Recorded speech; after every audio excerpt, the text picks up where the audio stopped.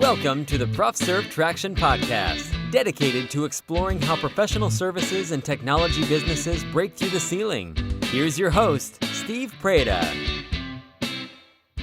So welcome listeners, it's Steve Preda here, and I have as my guest today, Steve Deller, who is the president and CEO of Virid Inc., which is a software technology company in the Washington, D.C. area. And Steve Deller started life as a IT engineer and software engineer. He graduated from the University of Maryland, and then he worked for a couple of companies, and he rose in the ranks. And in the year 2000, he struck out on his own to found Virid, which really is focused on helping retailers navigate e-commerce technologies and best practices. And they've been doing this for 20 years. So welcome, Steve. Thank you. Thank you. It's great to have you. So Steve, first of all, I'd like to ask you about your origin story. So tell me a little bit about, the first 10 years you were working for different companies, but how do you become an entrepreneur and what took you on that journey? Sure. Back in '99, I was working for a software development shop, and we had just started, the internet was new, and we had just started building e-commerce solutions for a number of large name retailers. And at the conclusion of each of those projects, we were always asked the same question, what do we do now? The technology was new, the space was new, and many of the retailers were scrambling to try to figure out how to operate in this space. And there weren't a lot of resources at the time to help them after their website was created. What types of promotions do you want to do, and how do you address different technological challenges and the growing space? So because there weren't any companies out there, I set out to create an entity that would help these folks transition from, not having a website to having an e-commerce storefront back in the day. So I worked with the company I was a software engineer for, such that I would transition out of the company, starting my own. I would help them continue to develop solutions using the tech that we had built in the past, and then I would take over those clients as they launched live. So it was a very nice, gracious transition from being an employee to being a partner with a pretty large software shop at the time. So it worked out nicely for me and hopefully for them. Yeah, so it sounds like it was an amicable divorce. Yes. And I wonder why you made this step. Could you not have, self-realized in the company? Yeah, they were more focused on the software sides of things. They were not in the business of doing ongoing support and maintenance and those types of activities. I mean, quite frankly, there wasn't any money in it for them, and so they liked the one and done type projects for them. So it really wasn't part of their business model.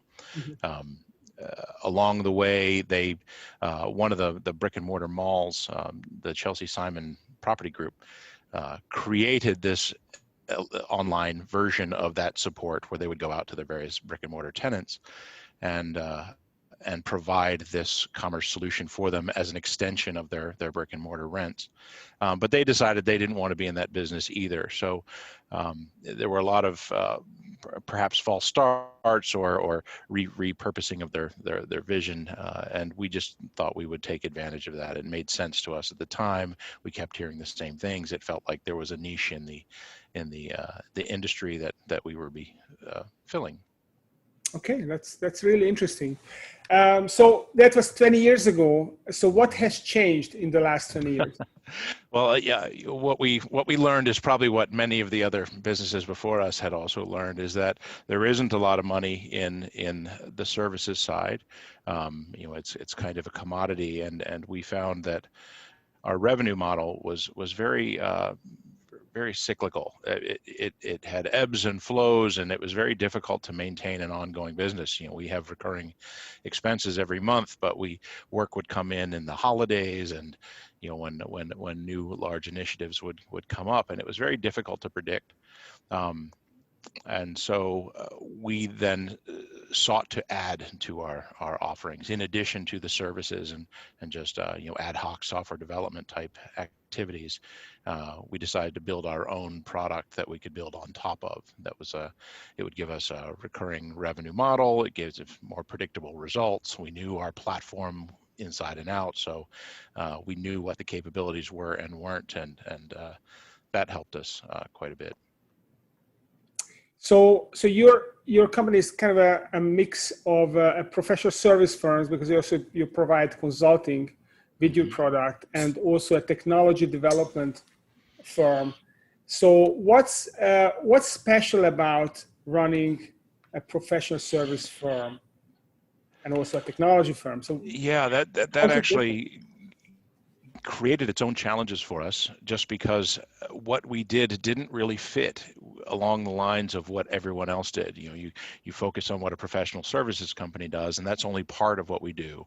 Or you could focus on, here are the metrics that a product company or a SaaS company does, and those would apply to part of our business. And so trying to deal with all of that, this kind of dual identity was a bit of a challenge, especially because my background is software engineering. So trying to learn business along the way, not having any particular model that fits us 100%. It created a lot of trial and error for us in the early days. What's unique about our solution is, and this was part of our plan back in the early 2000s, was to create ourselves as a one-stop shop. So we could come into an existing retail operation, do an analysis of their existing website, their integrations, their partners, their plugins, how everything's being done, what features they're doing or not doing on their site, give them guidance to it. And if it was the right time in their evolution, we could then migrate them to our platform, build the site on our platform, build out the features, and then give them this ongoing multi-year support contract to continue that evolution, to give them support and help them grow their business. It became what is part of our DNA, to help businesses grow. We started out as a leaf, and now our logo is a tree. You can see it in the background.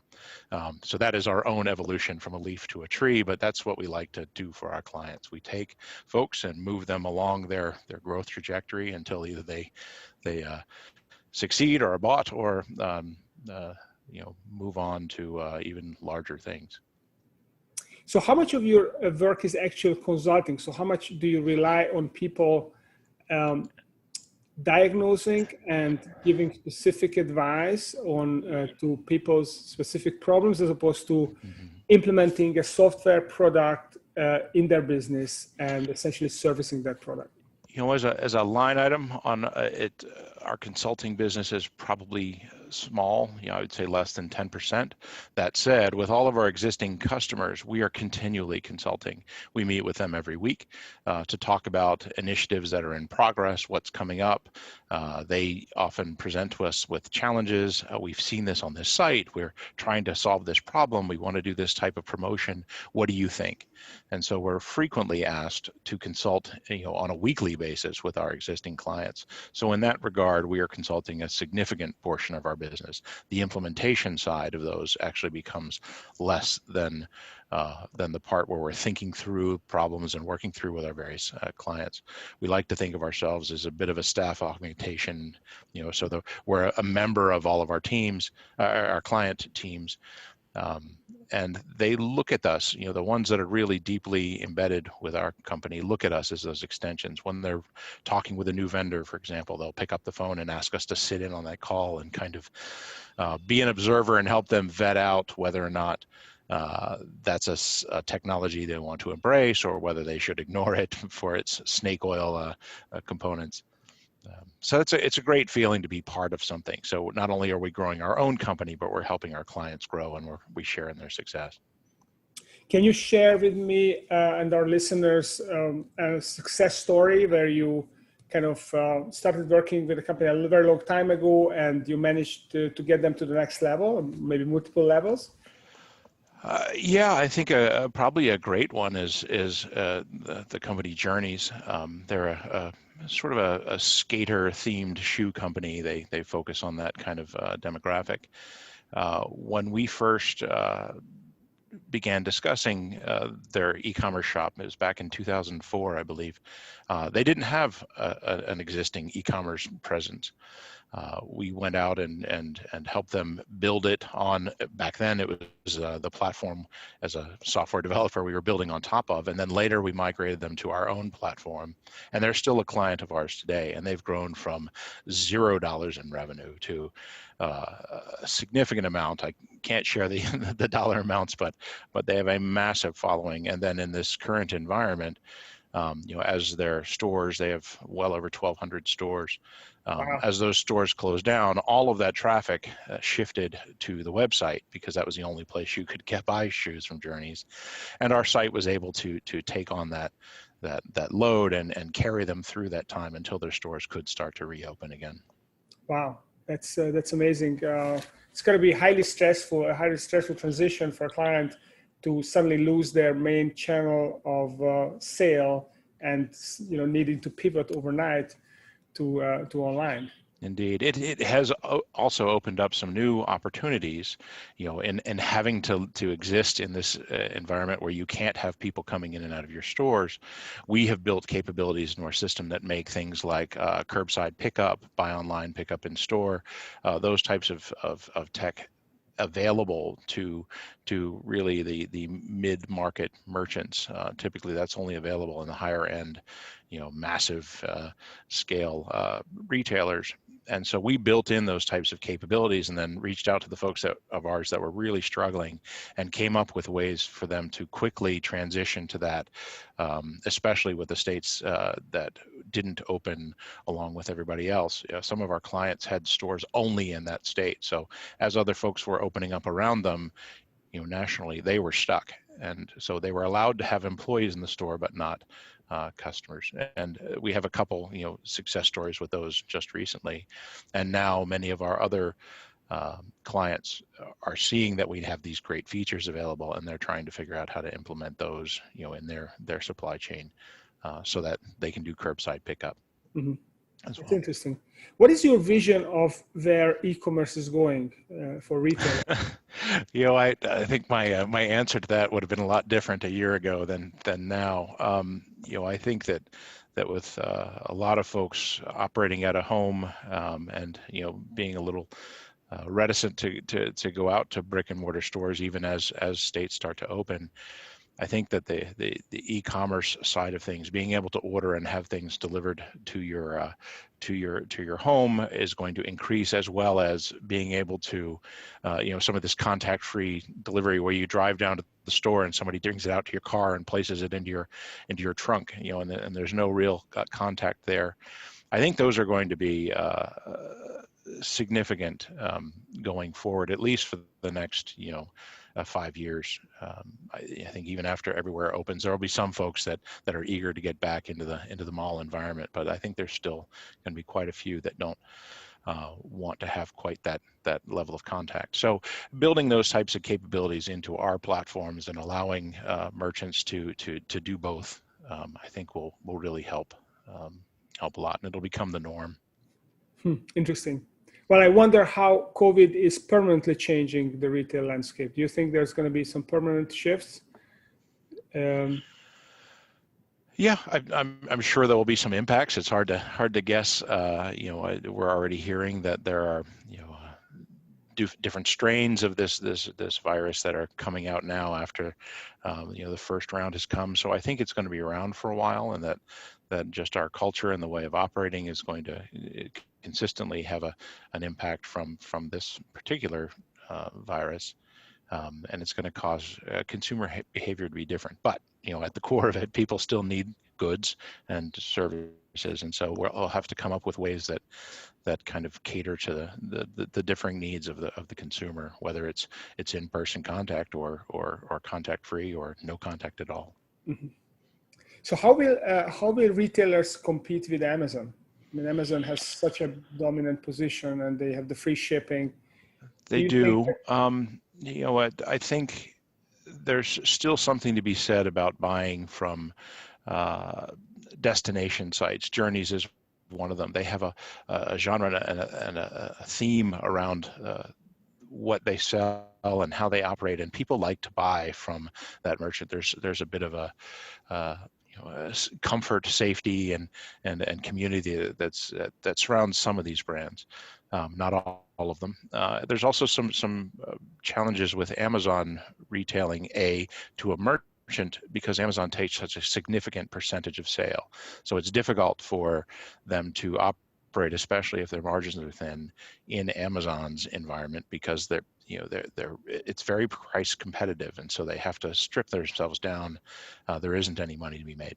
The second thing is there's a lot of fraud on Amazon, and Amazon is continually trying to fight it. And it's so prevalent of people selling fake items. They say that they're a particular brand of shoe, but they're not really. There are reports of these types of goods being caught at airports all around. So there's a risk factor in buying from Amazon if you don't know who the merchant is. And so I think that folks feel a little bit more comfort buying their shoes from a name brand. And so those folks are going to be the ones that really win out with this kind of curbside pickup, the buy online pickup in store, that type of thing. Amazon's always going to be there. I think that there's a lot of folks that trust Amazon, because if there is an issue, they can return it without any problems, and they perhaps buy things that are commoditized items, that it doesn't matter that this isn't the exact brand. If I'm buying some tissues or rolls of toilet paper or whatever it is, it doesn't really matter if it's one brand or another. But for those folks that are really looking for Converse shoes or something like that, sticking with that brand familiarity is going to be important. Yeah, I mean, I had this shocking experience. I went to buy some Nike t-shirts, and when I got in the mail, it was a totally unknown brand, and I couldn't believe how they could confuse this thing. And luckily I could return it, but it was still a pain because I lost time. I had to go to the hassle to take it to the UPS store, and that's a really good point. So switching gears here a little bit, I mean, you've been an entrepreneur for 20 years, and you can tell me that it's all smooth sailing, but I'm not sure I'm going to believe you. Right. So can you give me, explain or tell us some stories of some specific challenges that you were faced with, and it was maybe very dramatic, and you have to overcome it, and how do you bounce back from it? Sure. Probably the biggest one is back when the dot-com bubble, burst. It was around early 2000s, 2001 or so. At that time, we were pure services, so we had just made that transition. We were founded in '99. So we were about 2 years into our running, and we were having great success with a lot of retailers that loved having our help, and we were seeing all of that. And then this bubble burst, and all of a sudden, everybody started to curtail their spending. And we back then had this kind of revenue curve that was all over the place, typically tied with holidays and upcoming events and things like that. And then when they stopped spending, we were really concerned about the future of the company. Luckily, we had some money and free time because there wasn't a lot of new work coming in, but that running room was limited. So we kind of sat down, being software engineers at heart, and built our own software product and decided to pivot. We launched that, as I mentioned before, in 2004. So it took us a year or two to really vet it. And then we started to move our existing clients off of their existing platforms and onto ours. So once that happened, we flattened out our revenue spikes. So we got nice recurring revenue every month. That made it more consistent operation. We pivoted. It created challenges down the way, but it saved that. That was probably the biggest impact. We had to really reduce headcount. It was one of those times where it just was so difficult for us as a company, just at a personal level, having to say goodbye or at least put on hold so many of the people that we had grown in the last 2 years to do. It's one of those things that changed me as a leader. I never want to go through that again, and so I'm looking much farther in the future now than I did back then. Back then, it was like everybody else. It was take off the middle of the day and go rent a theater to go watch a movie with your employees, and we did all these kind of crazy things. I have definitely calmed down a bit from those days. So how, I mean, it sounds like an easy transition. Okay, bubble burst, and then you just developed your own platform, and a couple Yeah, it of was. years down the road, everything was fine, smooth revenues and recurring revenues. So surely that was not that easy. It wasn't. We luckily had a lot of really strong resources at the time that sort of facilitated that. I had to take a hard look at what were those resources that we had. How do we come up with a way out of this? And so there were challenges. Obviously, we had never really done a software as a product. Really, we never transitioned fully into the software as a service model, although we like to say that ours is. It really is a custom software product that we then deploy and then build on top of on a per client basis. But transitioning from a services company to a software company introduced a lot of challenges I hadn't thought through. For example, you've got a lot of overhead now.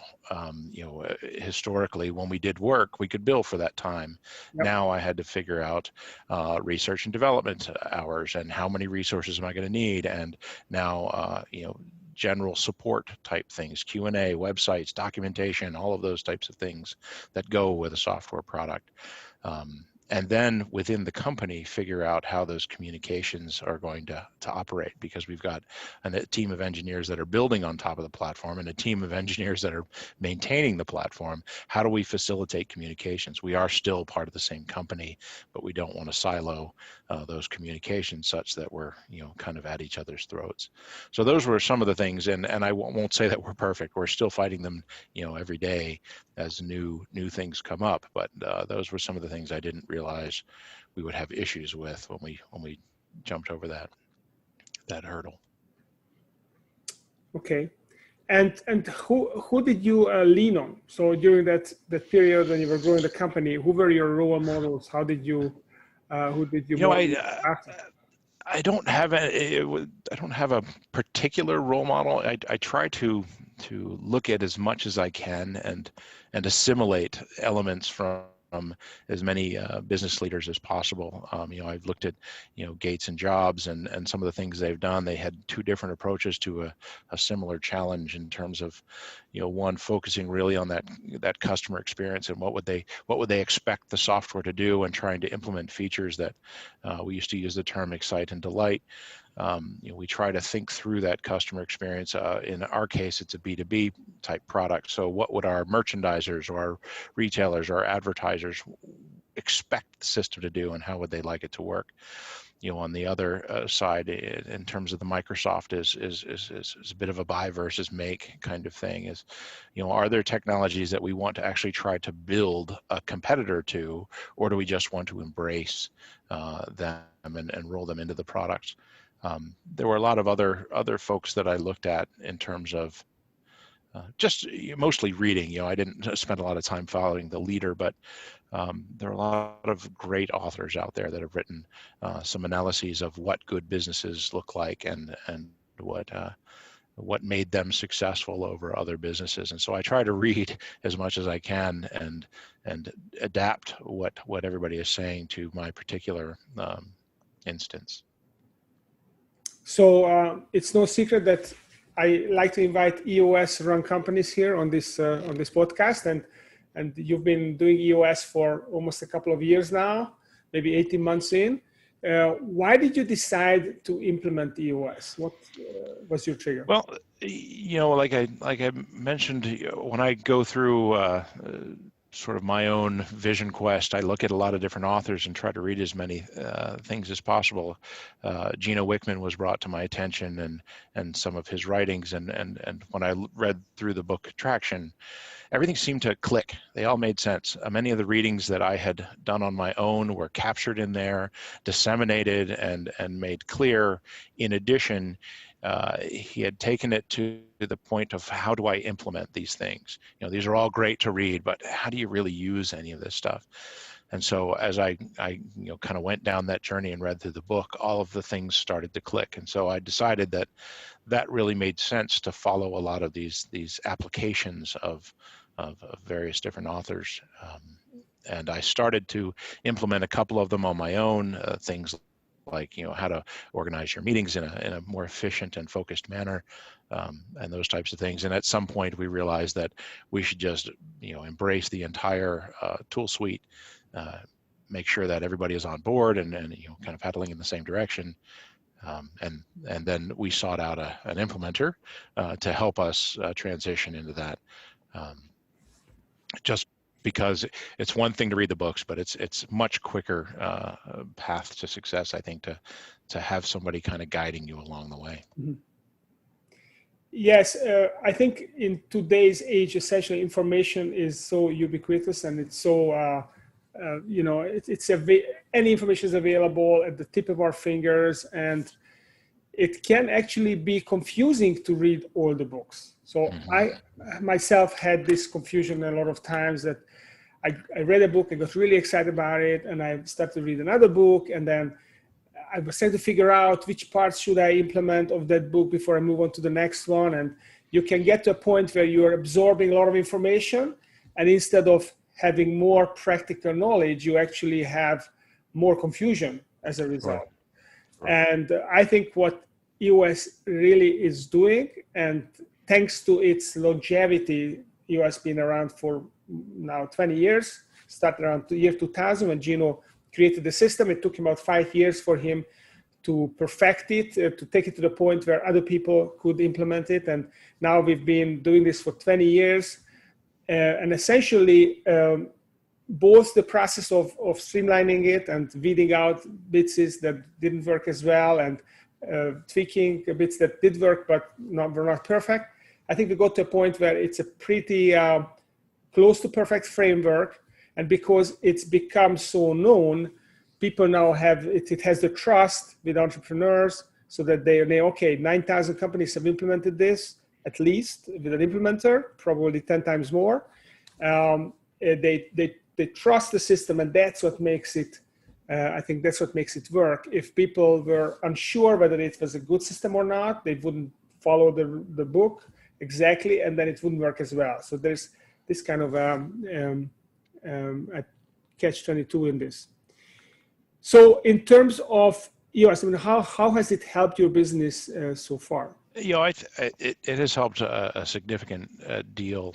When I first bought into the process, I went out and bought several copies of Traction, delivered them to my leadership team, and had them read it cover to cover as kind of homework. I then went out and purchased the second one. What does EOS mean, or what? I forgot the exact title. What the heck is EOS, right? I bought probably 5 or 6 of those and put them into our office library and requested that all of our employees read it so they knew what it is that we're talking about. And we jumped right in with the level 10 meetings, really to try to tackle. Just breaking down what the really important issues are and make sure that we're focusing on them first. We have a tendency to address the squeaky wheel, and oftentimes let issues that are eroding our operational efficiency kind of fester, because we're making sure we're getting things out and keeping clients happy, but in the meantime the same types of problems continue to exist and keep us from achieving the next level ourselves. So taking those into place and just organizing, making sure that we have a cadence of meetings every week, and we're bubbling up those kinds of issues. We're still new at it. We've only been doing it for coming up on 2 years. But we're getting better all the time.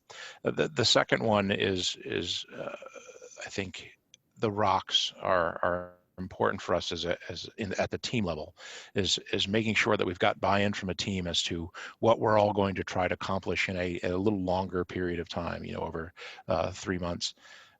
So that everything is clear as to what we're trying to do. Addition, you have your daily work, but what are we trying to focus on achieving? I like that because it gives our employees a feeling of buy-in. My personal favorites are the quarterly pulse. That getting out of the office, sitting down with your leadership team, getting rid of all the noise and focusing on identifying all of the issues that come up. We have this process that we go through with you, Steve, that is great, and it's really just write everything up on the board, every single thing, and then we reduce that into combining like things, eliminating the things that aren't that important, and it really helps us cut through to what the real issues are that we want to tackle. We break it out into our own leadership rocks, and then from that we can disseminate it to the team. So we do a presentation at the conclusion of each of those quarterly meetings with the rest of the company, so they know what we as a company are focused towards doing, and then the teams can all pick from that list as to what they think they can help with. That one is particularly a great resource for us, and I think it's very helpful. The second one is the scorecards. Keeping that really granular look is, here is what I'm trying to do this week, and then tracking that number week after week. And you're going to miss some and you're going to achieve some, but it really gives you a feel for how you are doing as a person, a cog in the wheel, if you will. I've got these numbers and that's what I'm responsible for. I'm accountable for it.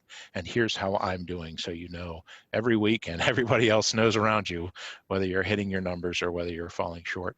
But when you do fall short, it gives you that opportunity to go, I tried, it's not working. What do you guys think? And it gives those other folks opportunities to suggest things that you haven't thought. So it's a really great visible way of tracking what you're doing and letting others help you. So I love those two pieces in particular. Mm-hmm. Yeah, and these are two tools that actually go into one of the 6 key components. So in the chart behind me, the bottom component is the traction component, and the idea behind traction is that you gain traction by having everyone contribute to your vision. So how do we break down this vision into quarterly chunks, priorities that then the company can rally behind? We call them company rocks. And it's also a great communication device, because when you declare that these are our 3 or 4 major priorities for the quarter, and you share it with the company, then everyone knows, okay, what we are trying to achieve here, and then they can look for ways to contribute to those company racks. So I really love that part about EOS. Well, thank you for sharing this. Welcome. So you've read all those books. You spent 20 years in the trenches as an entrepreneur. You spent another 10 years as a software engineer in the trenches. So that's about 30 years. So if you look back over this 30 years, what would be the advice that you would give to your 20-year-old self that you know now, and you want your 20-year-old Steve to know? Yeah, I thought about that a lot. I think the thing I would tell myself is, don't forget the fundamentals. When I started the business, the money was easy. We had come up with this new thing, and everybody wanted one, and I was not focusing on the fundamental business components that needed to be there to hit sustainability. We got lucky. We had some really great folks, and we were able to pull ourselves out of a really deep hole, but not everybody is. And so had I spent a lot more time focusing on making sure that we have a solid pipeline, and we have core values defined, and a culture, and all of those other things, and not focused on the fact that checks were coming in the door, I think that we would have been a much stronger company and not had to have fought through the last 20 years. I think we would have been much better. I'm focusing on them now. It's a lot harder to change a culture than it is to establish it from the get-go. And so my recommendation to myself is to really focus on the fundamentals of the business early. Mm-hmm. Yeah, the 20% that takes care of 80% of the results. Right. That's what we like to call it, the fundamentals. Basically, EOS also has 20 tools. 5 of them are the fundamentals. We call them foundational tools, and you will get there. So what does what do the people around you, how do they understand what you're doing? Because retail and e-commerce can be a little bit out there for most people. Mm-hmm. If I asked your mother what you were doing for a living, what would she say? What would she say? There's a joke that a lot of the family members say that we're website guys. And while we do create websites, to your point, it's much more complicated than that. It's often difficult. People are sometimes familiar with the term e-commerce. We've sort of moved into the retail. We build online storefronts, but everything feels so jargony. It's often difficult to communicate what it is that we do, and our marketing team has been quite challenged with that in terms of creating these types of messages so that you get in the head of the person that's searching. I want a, insert word here. What is it that we do? I don't know that we've come up with a great way to explain it, but really we help online retailers grow their business, so that most of the time, because it's online, it deals with the website, but we also like to think of ourselves as consultants, that we can help them work through issues with supply chain and merchandising process and who they need to hire next and where they need to focus their time. So, we like to think of ourselves as a company that helps retailers grow their business. So if I was a retailer, let's say I had $30 million sales revenue, I'd like to get to 50 million, and I would feel like my online presence is really not doing me justice. What, I don't know what I wanted to ask. So how could you help me? I mean, what would you do to diagnose my problem? Sure. We'll take a look, starting with your e-commerce process, to focus on what are the elements of the website that your customers can use. Do you have various different promotions clearly called out? Are you, one of the big things now is ADA and WCAG compliant. So are you presenting your content in a way that the visible, vision impaired folks can access your site and get the same information, protecting yourself from potential lawsuits and in general loss of revenue? We'll look at the way that you're presenting your products online. Is everything clear? Do you have great descriptions? Are search engines finding you? But we'll also look at who your partners are. What companies are you using for tax calculation, for credit card processing, for all the different alternative payment methods? We found that PayPal and Google Pay are astronomical these days. People just love to use their mobile phones because they don't have to go dig up their credit card. Using your thumbprint on an iPhone is much easier than having to type in a CVV code and all those types of things. So we'll look at all of those technologies that you've got implemented. We'll look at the partners that you're using to see if there's folks that can offer better things, loyalty programs, things such as that. We'll look at overall just general usability, site speed, performance, browser compatibility. Are you mobile friendly is a huge one. We've got some brands, some clients of ours now that are 100% mobile. We have a desktop site, but no one uses it on their desktop. They're 100% phone. So that's hugely important. So if somebody is not hitting those numbers, we look at, can people get to you? Are you using a SSL certificate that's no longer honored by Google? There are a lot of different things that can cause those. So we have a whole thing. We call it a CRO, or it's a conversion rate optimization. We look at why your site's not performing as well as you think it should be, and we have a whole suite of audits that we run. Once we've got that, we'll give a plan on how, whether it's just use your existing provider and do some tweaks. We can help with most platforms, or we could move you to our platform and take it from there. If you happen to be on an e-commerce software that doesn't support the things that we're recommending and you really want to embrace those, we can figure out where you want to go. So we'd just like to start by doing an audit of where you are and then figure out a path to get you there.